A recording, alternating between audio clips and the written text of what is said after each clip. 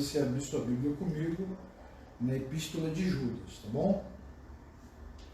Não vou nem te falar o capítulo, né? Porque Judas só tem um capítulo. Um capítulo. Então não dá nem para você errar. Qual capítulo? Qual capítulo? Só tem um. Então é tranquilão. Deixa eu abrir aqui na minha.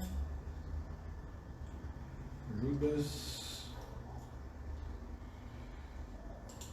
E vou ler com vocês na versão na NVI, tá bom? Na nova versão internacional. Diz assim: Judas, servo de Jesus Cristo e irmão de Tiago, aos que foram chamados, amados por Deus Pai e guardados por Jesus Cristo. Misericórdia, paz e amor lhes sejam multiplicados. Amados, embora estivesse muito ansioso por escrever acerca da salvação que compartilhamos, senti que era necessário escrever-lhes insistindo que batalhassem pela fé, uma vez por todas confiada aos santos. Pois certos homens, cuja condenação já estava sentenciada há muito tempo, infiltraram-se dissimuladamente no meio de vocês. São ímpios e transformam a graça do nosso Deus em libertinagem e negam o Senhor Jesus, nosso único soberano e Senhor. Embora vocês já tenham conhecimento de tudo isso, quero lembrar-lhes que o Senhor libertou um povo do Egito, mas, posteriormente, destruiu os que não creram. E aos anjos que não conservaram suas posições de autoridade, mas abandonaram sua própria morada, ele os tem guardado em trevas, presos, concorrentes eternas para o juízo do grande dia. De modo semelhante, Sodoma e Gomorra, cidades em redor, se entregaram à imoralidade e a relações sexuais antinaturais, estando sob o castigo do fogo eterno. Elas servem de exemplo. Da mesma forma, estes sonhadores contaminam seus próprios corpos, rejeitando as autoridades e difamam os seres celestiais. Contudo, nem mesmo o arcanjo Miguel, quando estava disputando com o inimigo acerca do corpo de Moisés, ousou fazer acusação injuriosa. Antes disse: o Senhor te repreenda.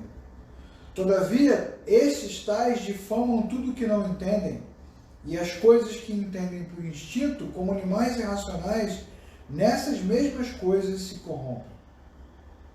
Ai deles, pois seguiram o caminho de Caim buscando lucro, caíram no erro de Balaão e foram destruídos na rebelião de Coré.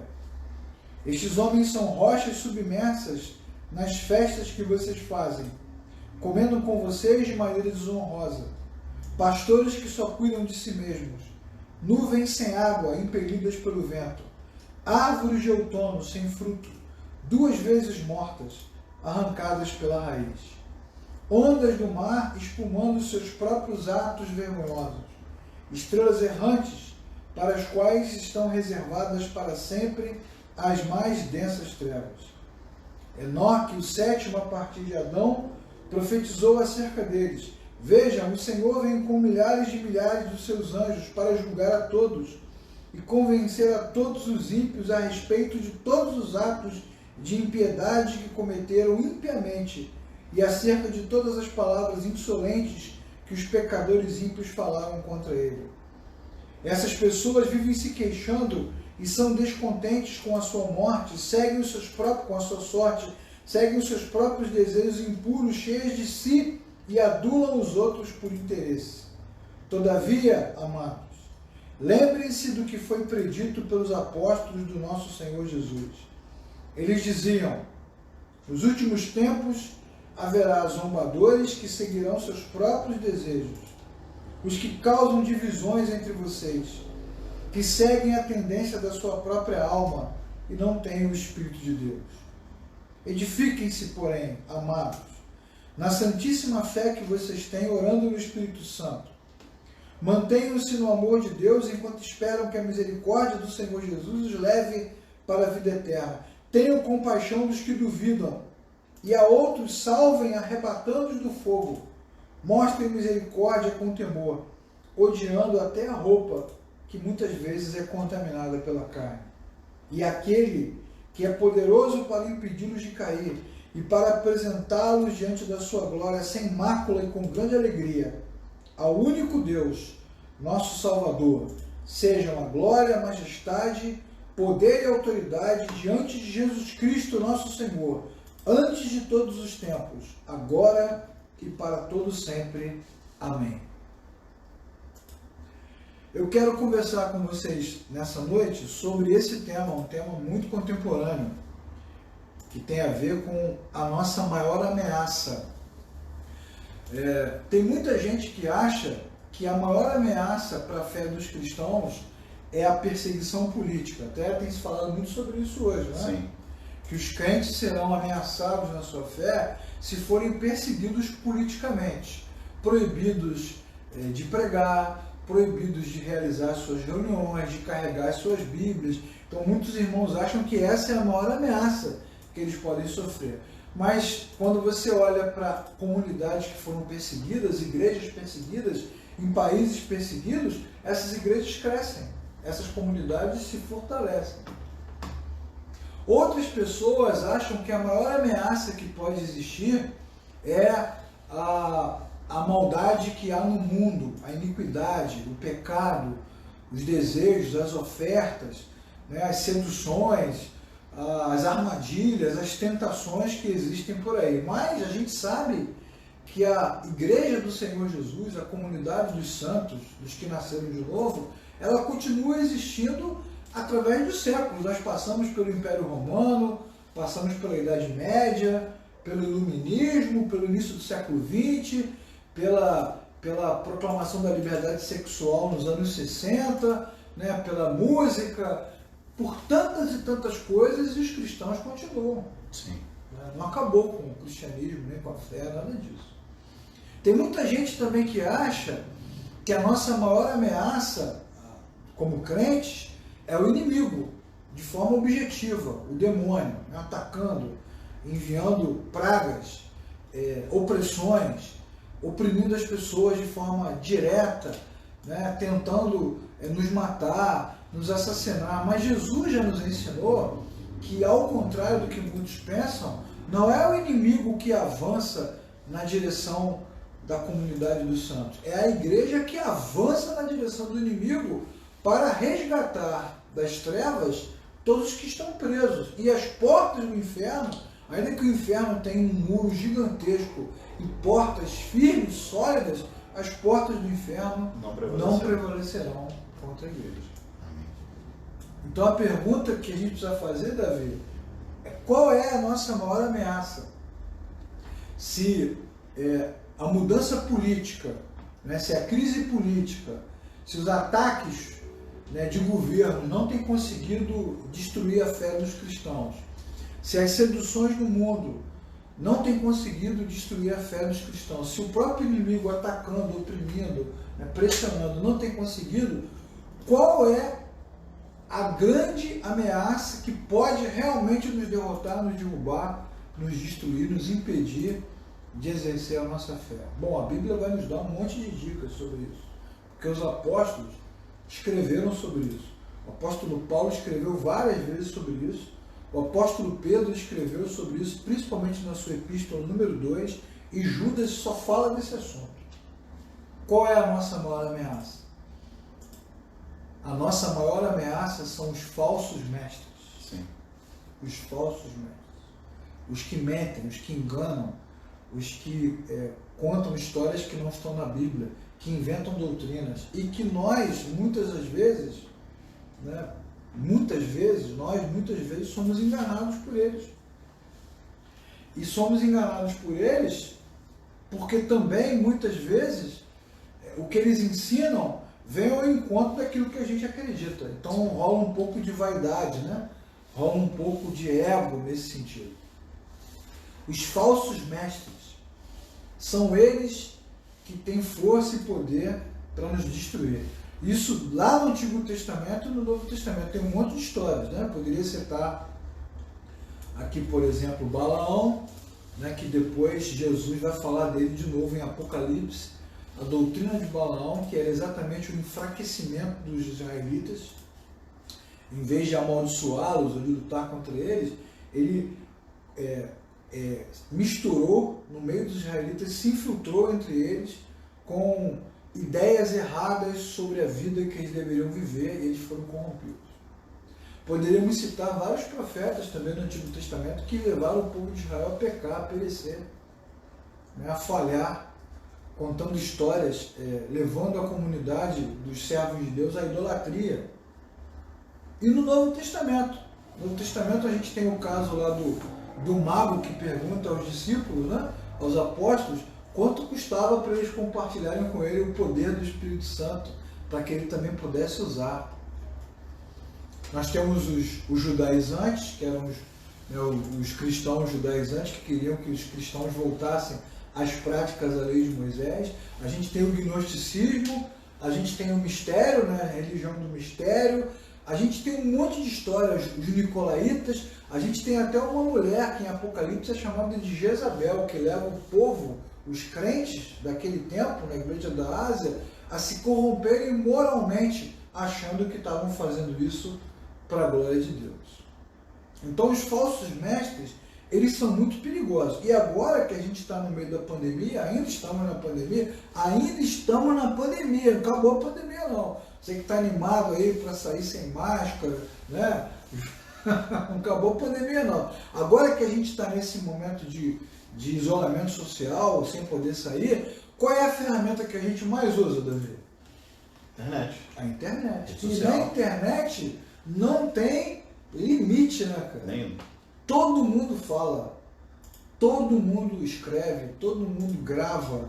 Todo mundo acha que está certo. Todo mundo acha que está certo. E a gente não tem filtro, né? E essas mentiras, contadas em forma de verdade, são elas que nos destroem. E aí eu digo para você, Davi, quantos de nós, às vezes cristãos, né, gastamos tanto tempo preocupados com o inimigo, né, com o governo, né, com a perseguição, com isso, com aquilo, e nos esquecemos de ler a Bíblia, negligenciamos o nosso estudo, perdemos a nossa capacidade de criticar, de questionar, e aí somos engambelados, somos enganados por ideias malucas, né, que estão completamente distantes daquilo que a Bíblia nos ensina. Hoje eu quero pensar com você sobre isso, sobre o perigo do falso ensinamento, da falsa doutrina, sobre a forma nociva como os falsos mestres trabalham. Você viu os adjetivos que Judas dá para eles? Eles são como nuvens sem água. Eles são como árvores de outono, que só tem folha, mas não tem fruto. Interessante a maneira como Judas fala desses homens e mulheres, né? De pessoas que mentem e enganam as pessoas.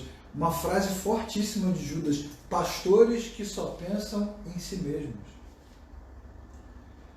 Eu quero falar desse texto com você, meditar sobre ele, e quero pensar nos tipos de falsos mestres que nós temos, para tentar ajudar você a identificá-los, né?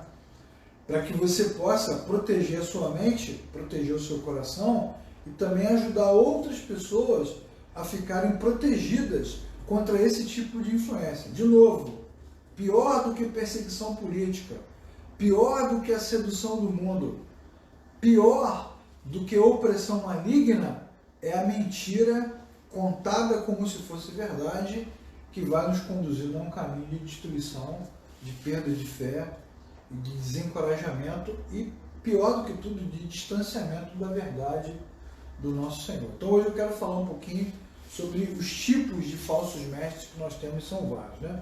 O primeiro deles, o primeiro tipo de falso mestre que existe, o pior de todos, é o herege. É o que conta mentiras. Heresia é isso, né? Contar mentira. Uma heresia é um ensinamento que tem toda a pinta de verdade, parece verdade, mas é uma grande mentira. Uma mentira violenta. Normalmente utilizam da meia-verdade, né?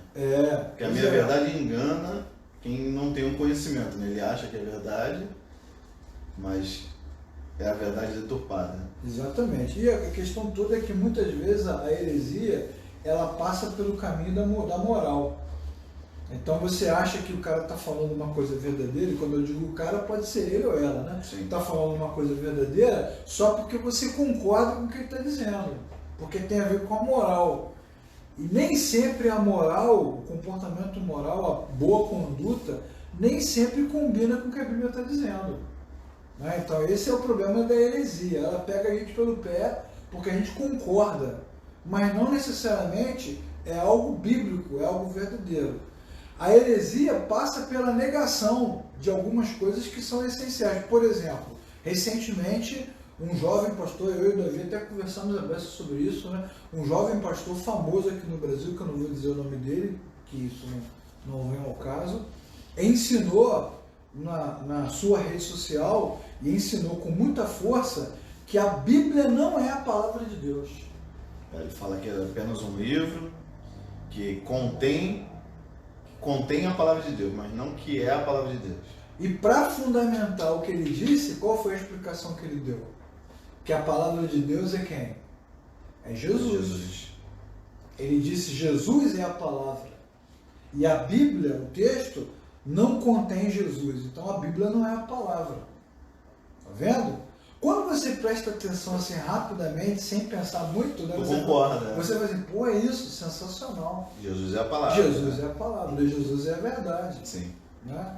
Mas ele, de forma sutil, moral, emocional, né? Porque ele é um cara bacana, que fala bem, tem carisma, muita popularidade. Alcança com jovens, né? Exatamente. Ele te convence a uma coisa absurda, que é a negação da inspiração e da verdade bíblica. Esvaziou a Bíblia, tá vendo? E pega a gente pelo pé. Quando você percebe, é mais rápido do que você imagina, você já está concordando. Sim. É mais rápido do que você imagina. Então o herege tem essa característica. Ele te engana, porque ele traz uma verdade moral que você concorda, que não necessariamente representa o que a Bíblia vai nos ensinar. Essa é até uma pergunta, né? A Bíblia é a palavra ou contém a palavra? Então você aguarda o vídeo aí das perguntas e respostas, que a gente vai falar sobre isso. Mas essa é uma doutrina que está firmada há séculos. Isso já foi afirmado há muito tempo. Não tem mais crise com isso. Mas o herege, ele traz isso de volta. Esse é um tipo de falso mestre, né? Que te engana, que te entorta e faz você acreditar em uma coisa louca. Eu me lembro quando eu era menino, na igreja, né? Alguns pastores diziam que nós não poderíamos adorar o Espírito Santo, porque o Espírito Santo não é Deus. Estou falando de uma igreja tradicional. Quem me conhece já me viu falar da aula, sabe de onde eu vim, qual foi a minha denominação.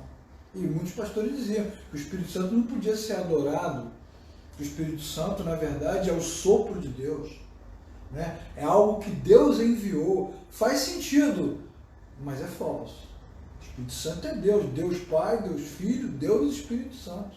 Eu costumava, na minha infância, realizar a oração assim, né? Aí no final eu agradecia a Deus Pai, Deus Filho e Deus Espírito Santo. Aí eu fui corrigir, falei assim, ó, muda essa oração, fala só Jesus. Pois é. Como se fosse errado.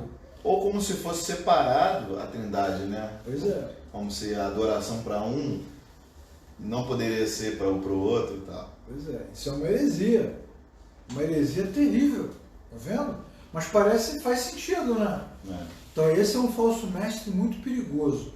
E se nós não tivermos um conhecimento bíblico básico, nós estamos perdidos. Eu me lembro uma vez, já contei essa história várias vezes lá na Verdade e Graça, que eu recebi pelo WhatsApp um vídeo de um palestrante falando sobre a Páscoa, sobre o amor, sobre o Cordeiro. Muito legal o vídeo, ele falou um monte de coisas no vídeo, muito interessante, e aquele vídeo foi compartilhado em vários grupos de igreja, né? Um monte de grupos.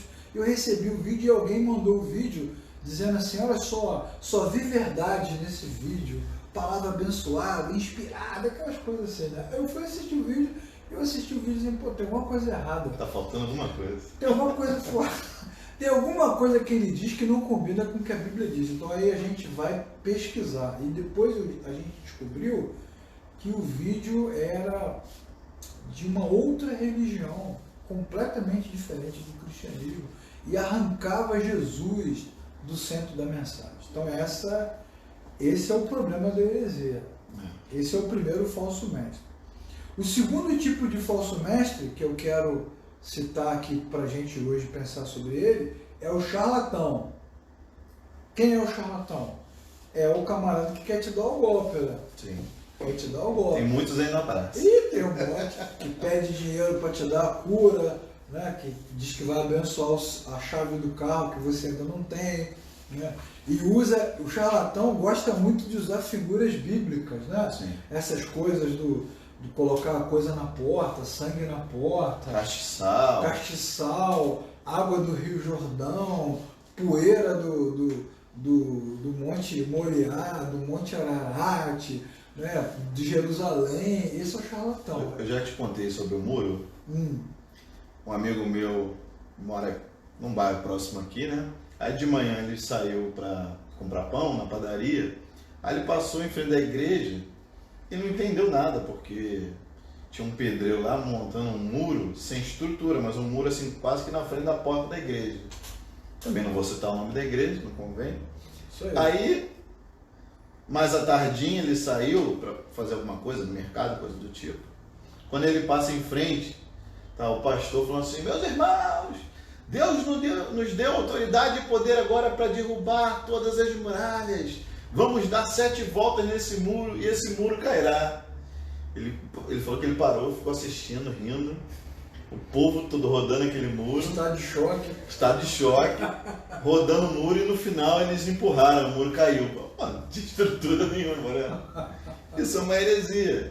Né? Utilizam coisas simbólicas da Bíblia para tentar trazer algum tipo de emoção para a pessoa que está ouvindo aquilo. Né? E geralmente no final ele vai pedir o quê? De você? Oferta, dinheiro. Porque o charlatanismo está baseado nisso, né?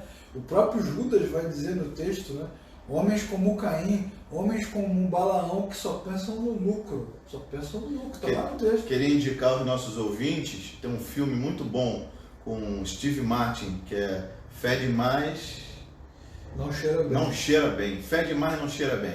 Ouvintes não, nossos... Telespectadores. Internautas online nesse momento. Isso, nossos navegantes pelo web. Fé demais não cheira bem. É um filme muito bom. Que fala de charlatanismo. Isso. O problema do charlatanismo, você que está nos assistindo, não é nem necessariamente o engodo, a mentira que é contada, porque é um jogo, né? É um esquema. O problema é que sempre pega a gente pelo pé, ou porque somos gananciosos, né? Se você der, o cara lê lá o texto que fala da plantação, né? Que dá 30, 60, 100. Aí você fala assim, pô, vou dar uma sementinha para multiplicar. De oferta, vou receber um presente de Deus de 100 mil, de 200 mil. Então, ou ele pega a gente pela ganância, ou pega a gente pela fragilidade. E aí que está o maior problema, né? Muitas pessoas acabam entregando o que têm ou se submetendo a muitas coisas porque estão carentes, porque estão com problemas, porque estão desesperadas, porque estão com os filhos doentes, com a família doente. Sim. Então é charlatanismo. O charlatanismo não é exclusividade só do cristianismo, não. Você tem charlatanismo em qualquer religião. E entre nós, infelizmente, tem muitos enganadores. Então esse é um tipo de falso mestre também. Né? Eles também atuam muito com o medo, né? Eles utilizam a palavra de Deus para colocar o povo em pânico, né? Porque se você não der, não ofertar, não contribuir, algo de muito ruim vai acontecer com você. Também aí vem a história dos gafanhotos, né? Isso, poxa. O migrador, o cortador, ele vai lá na tua casa. Eu lembro de um vídeo que o pastor tá filmando na igreja, né? O pastor chama um endemoniado, né? Pega aqui essa nota de R$2, entrega para ele. Aí ele rasga, o endemoniado rasga a nota de R$2 assim, louco. Aí ele, agora vem cá, o irmãozinho falando de tal, me dá R$2 aí. Aí pegou os R$2 do irmãozinho e aquele endemoniado queria correr daquela nota dizendo que... Estava protegida. Isso, porque ele era dizimista fiel. Geralmente o charlatanismo está ligado a esse componente teatral, né? Sim. Você monta uma cena ali, porque é o que o filme vai mostrar.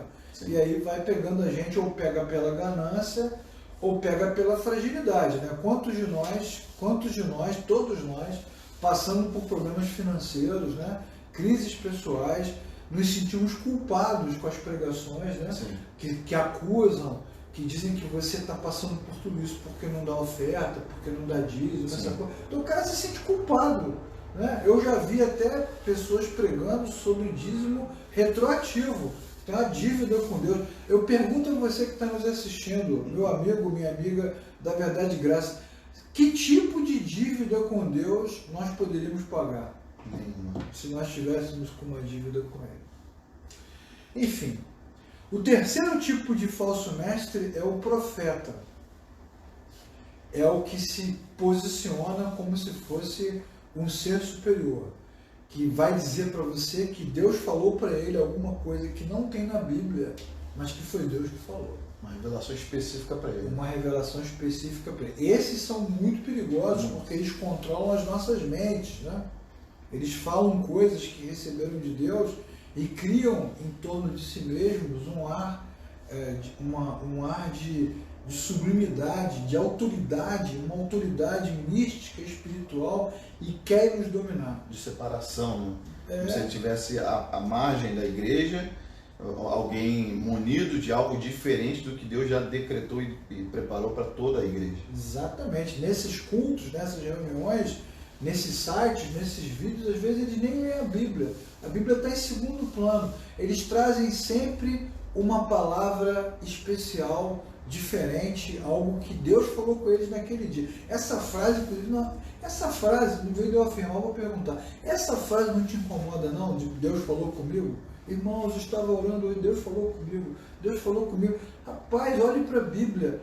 São raríssimas as vezes em que Deus fala com alguém diretamente. Você pode contar no dedo os personagens bíblicos que tiveram essa experiência de ouvir a voz de Deus. Alguns nunca ouviram a voz de Deus, como Esther, por exemplo, ou Neemias, e fizeram coisas incríveis para Deus e para a glória de Deus, e não necessariamente foram chamados por Deus. Os apóstolos foram chamados diretamente por Jesus, e nós que estamos aqui hoje, 2000 anos depois, não. Ouvir a voz de Deus não é uma coisa muito comum. E a Bíblia também vai nos ensinar uma outra questão que você precisa considerar. Os servos e servas que ouviram a voz de Deus ficaram desesperados. Sim. Tiveram medo, tiveram pavor, queriam morrer, queriam ir embora. Moisés queria voltar, queria ir para casa, desistir. Isaías achou que ia morrer. João achou que ia morrer. Os pais de Sansão acharam que ia morrer. Todo mundo que vê Deus fica louco, ouve a voz de Deus, fica louco, a grandeza de Deus, a sublimidade de Deus, e se curva e teme. Então, esses homens e mulheres que dizem que Deus falou, eu não tenho nenhuma preocupação, já tive antigamente, mas hoje nenhuma preocupação em dizer para você que é mentira, não viram nada, mentira, conversa, são falsos. Porque a mente humana também é muito criativa, né? Nossa, demais. Então a pessoa liga os pontos e acha que aquilo que ela intuitivamente entendeu é aquilo que Deus falou para ela. É verdade, é verdade. E a gente vai racionalizando, né? A gente tudo vai racionalizando espiritualmente. Foi Deus, foi Deus, foi Deus. E o profeta, ele mexe com isso. E aí você começa a olhar para esses homens e mulheres como se fossem pessoas diferentes, vivessem, como você falou, vivessem num outro plano. São falsos mestres, mentirosos. Eu perguntaria a você também com todo carinho, né, sem desrespeitar ninguém, e sem também desrespeitar o nosso próprio Deus, que é o Senhor soberano de todas as coisas, tem poder pra caramba. O nosso Deus criou todas as coisas pelo poder da sua palavra. Ele disse e elas aconteceram. Eu pergunto a você que está nos assistindo, nesse momento de pandemia global, por onde andam os nossos queridos profetas? Que decretaram curas, né? E moviam o universo, governavam cidades pelo cosmos, levantando as suas mãos. Onde eles estão agora? O que eles estão fazendo? Sim. que só no Brasil já foram mais de 70 mil mortos. E eles não fizeram nada. Não se manifestaram. Não se manifestaram. Se você parar para pensar também com muito cuidado, né, com muito critério, com todo o temor, quando você vê esses programas de televisão onde se proclama a cura, dificilmente você vai ver um milagre à vera, né? Você dificilmente vai ver. São raras essas cenas. É quase tudo muito subjetivo, mas o falso profeta, ele é um herege, ele é um falso mestre que domina a nossa mente. Sim. E como a gente está carente, né? Tem temor, muitos desses irmãos que são enganados são irmãos piedosos, então eles são enganados por causa disso. Outro tipo de falso profeta, e para mim, se eu tivesse que escolher falso profeta não, de falso mestre, né? Sim. Se eu tivesse que escolher, Cleia, qual que você acha pior dos que você está falando? Eu diria que é esse que eu vou dizer agora, que é o abusador, que é aquele que manipula a massa. Tem vários livros que foram publicados no Brasil que falam sobre isso. Decepcionados com a Graça, do Dr. Paulo Romero, Feridos em Nome de Deus, Esgotamento Espiritual, da Editora Vida. São livros que falam de pessoas que foram sugadas, usadas, manipuladas por esses falsos mestres que se utilizaram do seu dinheiro, do seu tempo, do seu dom, da sua habilidade, e depois essas pessoas foram desprezadas. É uma manipulação, né? O abusador, ele é abusador nesse sentido, porque ele te manipula e ele te usa. Quanta gente aí você conhece, agora não, porque está na pandemia, mas quando não estava, vai para a igreja todo dia, segunda, terça, quarta, quinta, sexta, Sim. Larga a família, larga marido, larga esposa, larga pai, larga mãe, larga filhos, trabalha, dá o sangue, dá a vida, dá o tempo, e Jesus nunca pediu isso dessas pessoas. Elas fazem isso por causa das suas igrejas, das suas denominações, participam de congressos, seminários, retiros, conferências, jantares, programações, almoços, cafés da manhã, vigílias, se entregam intensamente. E quando você tem um problema, quando uma dessas pessoas fica mal, elas são esquecidas, abandonadas. Impressionante. Não, e essas igrejas, esses abusadores, né? Parecem que eles pegam o calendário do Brasil e falam quando vai ter eventos aqui, feriadões, né? Festas populares e tal, aí eles marcam compromissos na igreja para que você não consiga sair com a sua família, não consiga passear com ele, com a sua família. Você tem que ficar 24 horas ligado ali, naquela lavagem cerebral, porque senão, se em algum momento você titubear e falar assim, não, hoje eu não vou não, pronto, você já não serve.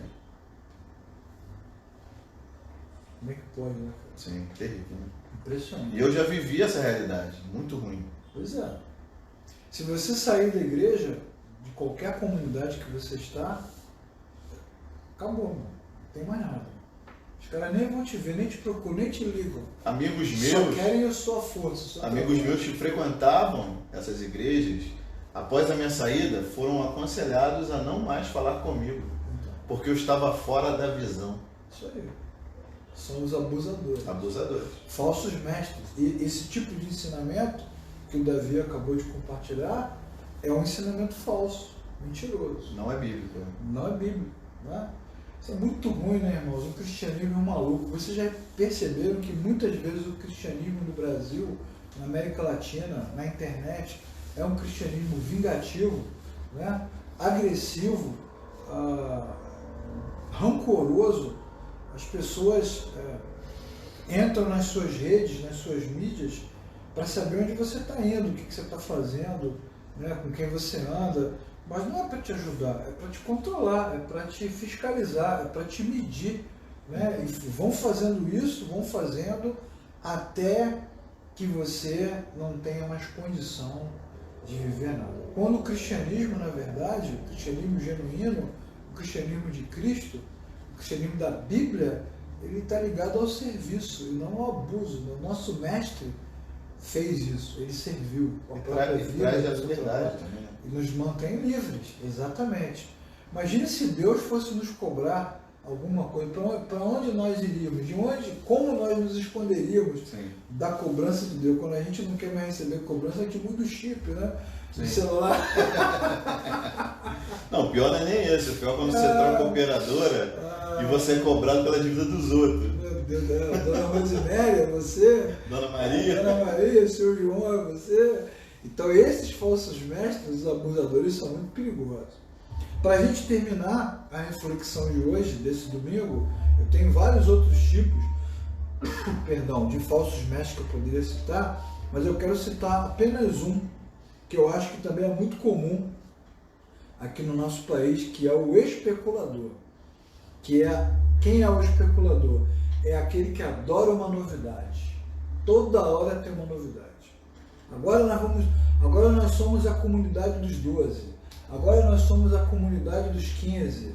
Agora nós somos uma comunidade em célula, em triângulo, em quadrado, renovada, pentecostal, neopentecostal, hiperpentecostal. É movido à novidade.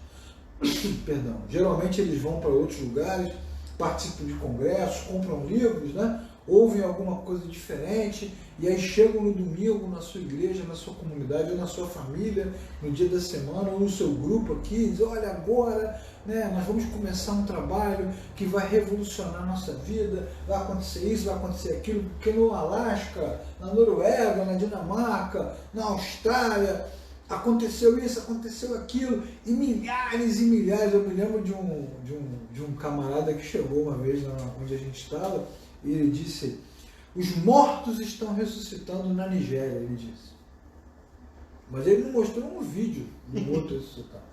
Porque eu não teria nenhum problema em dizer assim, uau, caraca, glória a Deus, glória a Jesus, eu não teria nenhum problema, mas eu queria ver, né, um vídeo, né, depoimentos, notícias dos mortos ressuscitando. Não tem nada, é tudo obscuro, é tudo escondido, é tudo na...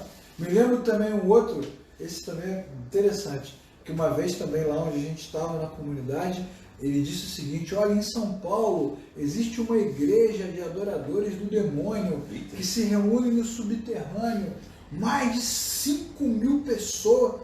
Onde esses caras tiram essas ideias? Né? Você já deve ter sido alvo... Existia fake news, né? Fake news teológico. Você já deve ter sido alvo de mentiras, de especulação, né? Porque fulano, né, dono da empresa tal, que vende o salgadinho, o hambúrguer, na verdade todos aqueles hambúrgueres são sacrificados no subterrâneo e sangue de crianças paquistanesas são derramadas em cima daquele barbecue. Eu não como essa marca. Nos anos 90? Parece engraçado. É engraçado. Não, é engraçado. Mas é trágico, né? Sim, sim. Nos anos 90 teve um movimento aqui no global, né, que chegou aqui no Brasil, que se chamava Nova Era. Você pegou esse tempo? Não, né? Você é mais garoto. Olha o tamanho da garrafa do Davi, senhores. É impressionante. Se hidrate. Tinha um movimento chamado Nova Era, que tudo que se via era do demônio, né? As imagens, as fotos, as músicas, estampa de camisa, né? Nomes de lugares, né? Nome de coisa. Caramba, você tinha que queimar tudo, queimar livro, queimar disco, queimar CD, queimar tudo era ruim, tudo, mas ninguém viu nada. Ninguém viu nada. O que é mais incrível nessas heresias, nessa maneira de especular, é que ninguém viu nada. Você não tem noção, você que está me assistindo, a mim e o Davi, você não tem noção de quantas vezes eu vi pessoas dizendo que o anticristo já tinha nascido. O anticristo hoje deve estar com uns 80 anos. Se bobear, morreu de Covid. De tão idoso que ele está. Porque eu vi várias vezes dizendo que o anticristo... Eu me lembro dos anos 80. O anticristo está com 30 anos. Mora em Israel, mora na Itália, mora na Polônia, mora na Líbia. Ele já foi líbio, já foi judeu, já foi americano, já foi padre, já foi o Papa, já foi o Gorbachev, já foi o JFK, que tomou um tiro na cabeça, disse que a besta ia ressuscitar o anticristo, já foi tanta coisa. Agora ele é o presidente da França. O Macron, né? Agora ele é o Macron, é verdade. Outro dia eu vi uma live, o cara falando o Macron é o anticristo, tudo especulação. Eu lembro também, falando sobre especulação, quando aconteceu o avivamento na Coreia do Sul, parece que Deus estava decepcionado com o Brasil e todas as igrejas tinham que fazer acontecer um movimento de avivamento no Brasil.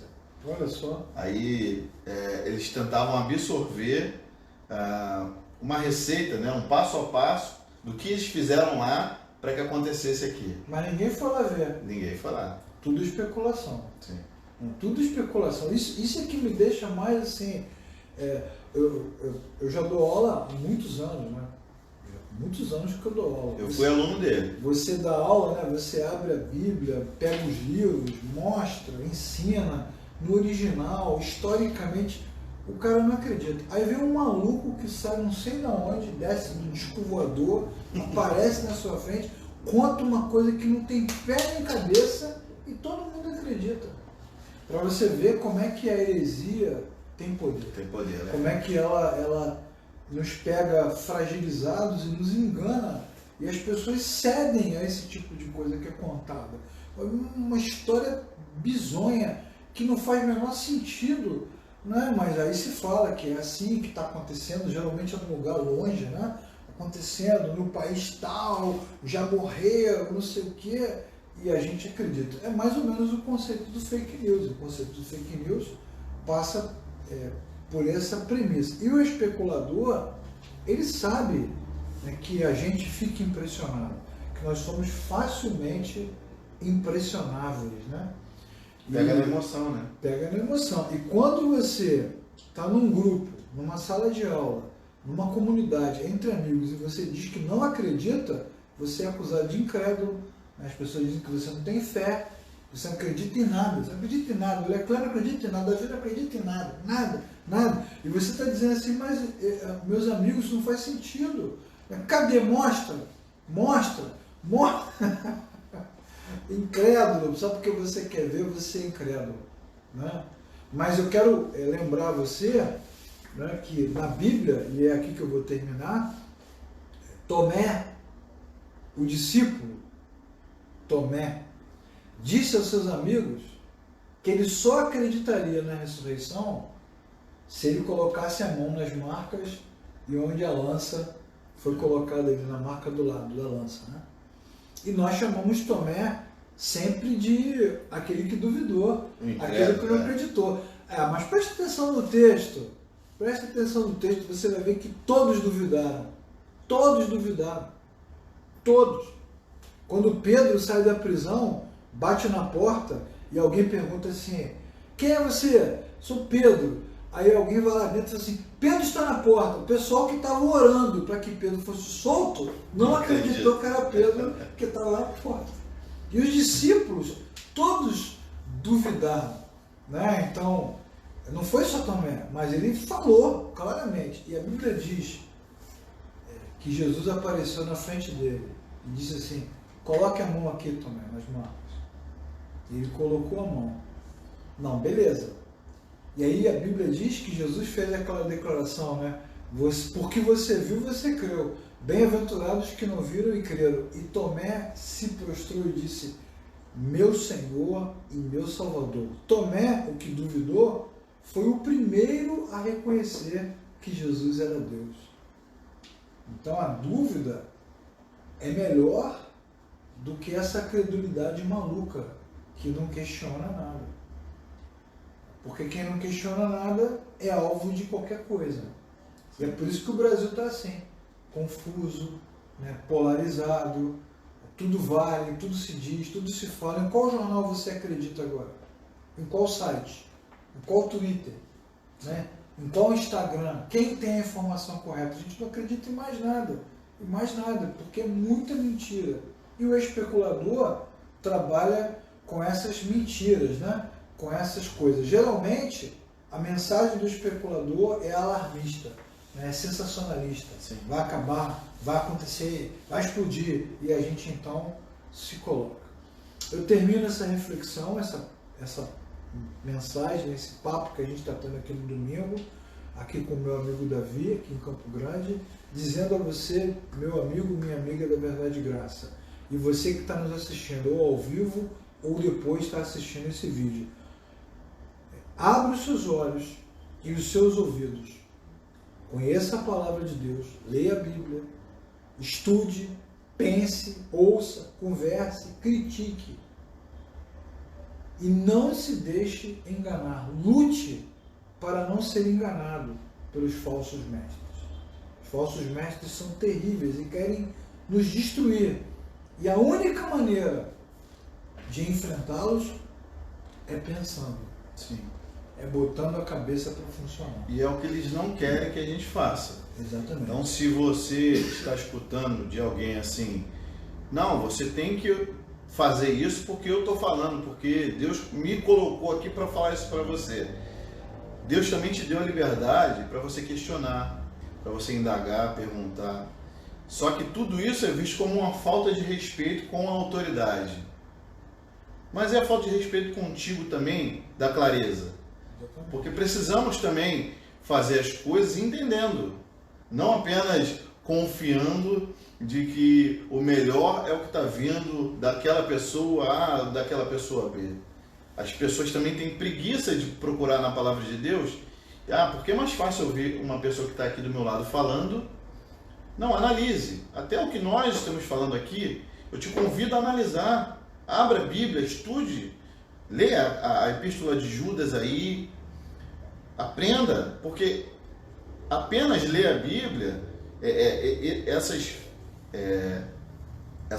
nuances aí, aonde a heresia entra, é porque a gente não devidamente estuda, a gente só lê. É verdade. Mas mergulhe. Quando lê, né? Quando lê. Porque muitos textos bíblicos são assimilados, que a gente pegou aqui, pegou ali. Vou contar para vocês uma história de seminário que é muito comum, acontece todo ano. O aluno fala, mas está escrito na Bíblia, e você pergunta assim, onde?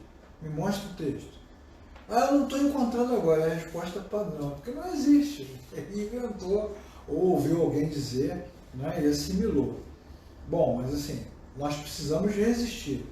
Sim. Então, para ter uma fé saudável, né, boa, que nos conduza, que nos dê força para perseverar, né, nós temos enfrentado nesse ano de 2020 muitas dificuldades, muitos problemas. Algumas dificuldades que eu enfrentei, que o Davi enfrentou, que amigos nossos enfrentaram, são assim, dificuldades para acabar contigo mesmo, para te esvaziar, para te fazer desanimar. O que nos mantém firmes, às vezes cambaleando, às vezes se arrastando, mas seguindo em frente, é exatamente a clareza bíblica.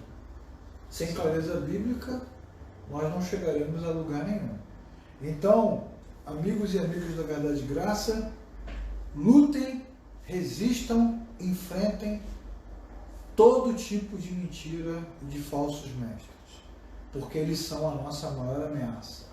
Mas a palavra de Deus é luz, e ela protegerá a nossa mente de toda essa maluquice que cada vez mais se levanta. Não subestime jamais o poder do Espírito Santo. E não desista ou abra mão de pensar, de refletir e de entender a palavra de Deus sozinho. Você pode ter ajuda, pode assistir aula, pode ler um livro, mas, como Jesus nos ensinou, o Espírito de Deus é que nos faz entender todas as coisas. Então, leia você, ore, pense, critique, e Deus vai nos ajudar a caminhar firmes até o dia em que estaremos com Ele para todos sempre. Beleza? Beleza.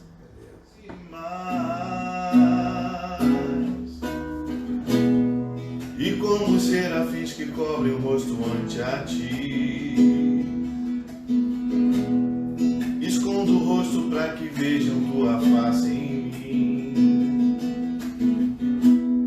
e que diminua eu, para que tu cresças, Senhor, mais e mais.